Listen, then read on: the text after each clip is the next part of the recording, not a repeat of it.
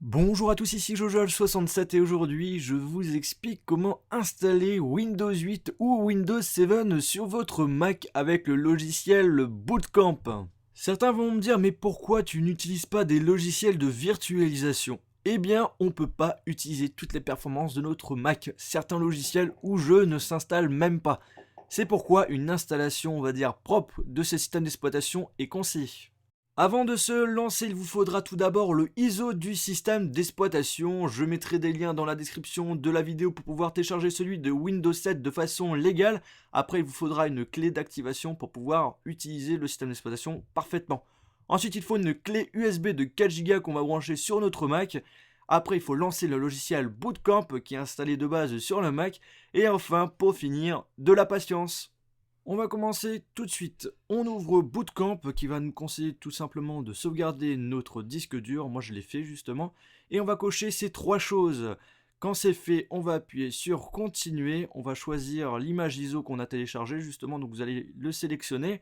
Et après on va remarquer que la clé USB qu'on a branchée, qu'on a connectée sur notre Mac a bien été choisie. On va ensuite appuyer sur continuer et là ça va prendre plus d'une heure puisque Bootcamp va télécharger et mettre dans la clé USB les drivers nécessaires pour l'utilisation de Windows sur notre Mac. Une heure plus tard, on nous demande notre mot de passe. On va donc le faire et on va devoir choisir la partition dédiée pour Windows. Alors moi par exemple là j'ai 1 Tera pour le total au niveau du disque dur et moi je vais sélectionner pour Windows 300 Go, donc il suffit juste de glisser et après on appuie sur installer et on va attendre environ 20 minutes pour que la partition se fasse. Ensuite notre Mac va s'éteindre et se rallumer, on va avoir un message qui va s'afficher, no bootable device, c'est tout à fait normal. Il faut juste éteindre l'ordinateur et le rallumer, par contre quand on va l'allumer, il faudra aller sur notre clavier et appuyer sur Alt.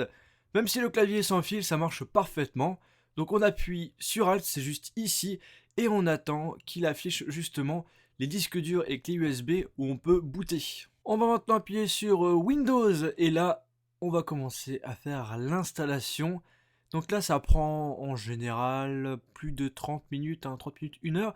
On va lui demander de choisir le type de langue qu'on souhaite. Moi ça sera français. On va appuyer sur installer maintenant. On va attendre que le démarrage de programme d'installation se fasse. On appuie sur j'accepte les termes de conditions. On appuie sur suivant. On appuie sur personnaliser, juste ici. On va ensuite choisir le disque dur où on va installer Windows 7 ou Windows 8. Alors il va s'appeler Bootcamp. Alors vous allez le sélectionner et vous allez appuyer sur suivant. Mais si ça ne s'affiche pas le suivant, on va dans options de lecteur avancé et on va tout simplement formater ce disque dur. On appuie sur OK et là vous allez pouvoir le sélectionner et appuyer sur suivant. On va le rechercher. Il est ici, on appuie dessus. Bien sûr, il faut bien vérifier que ça soit le même. On appuie sur suivant. Et après, on attend que l'installation se fasse. Par contre, petite note très importante, si vous souhaitez installer Windows 8 et que quand vous sélectionnez le disque dur ou que vous le formatez, cela ne marche toujours pas, c'est tout à fait normal puisque Bootcamp normalement est compatible qu'avec Windows 7, mais on peut toujours le faire avec Windows 8, ça dépend les Mac. Par exemple là sur l'iMac 27 pouces fin 2012, ça n'avait pas marché donc prévoyez d'installer plutôt Windows 7. Après une trentaine de minutes, on va nous demander de mettre le nom d'utilisateur. Moi, je vais choisir Jojol67, mon surnom. Et quand c'est fait, on va appuyer sur suivant. On va devoir mettre après notre mot de passe. On appuie sur suivant. Et là, il faudra mettre la clé de produit. Vous n'êtes pas obligé de la mettre tout de suite. Vous pouvez toujours faire l'activation plus tard.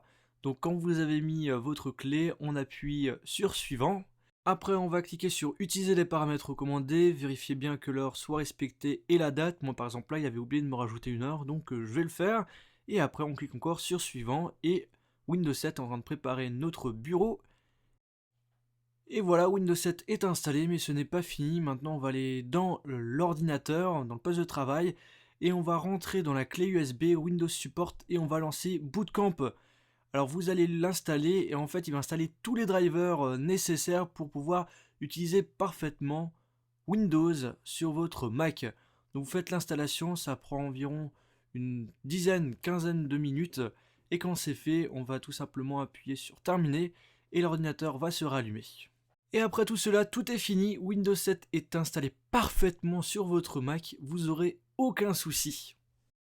Comment faire pour choisir maintenant si on veut tourner sur Windows ou sur Mac? C'est très simple, lorsque vous démarrez votre Mac, vous allez appuyer sur le clavier, sur le bouton Alt, et il va vous afficher où vous voulez justement booter. Donc soit Windows, soit Mac, c'est vous qui choisissez. Comment faire pour supprimer Windows? Vous allez retourner sur Bootcamp et sélectionner supprimer Windows 7 et la partition qui a été faite pour Windows ainsi que ses données seront supprimées. Et là vous allez tout simplement retrouver votre disque dur d'origine. J'espère que ce tuto complet vous a aidé. En tout cas, je vous souhaite de passer une bonne journée ou une bonne soirée. Je vous dis à la prochaine. Salut! J'espère que la vidéo vous a plu, n'hésitez pas à regarder une de mes dernières vidéos qui vient juste de sortir, à vous abonner sur ma chaîne YouTube, à me suivre sur Twitter, à aimer ma page Facebook et de suivre le stade iPhone Pro. Merci à tous et à la prochaine.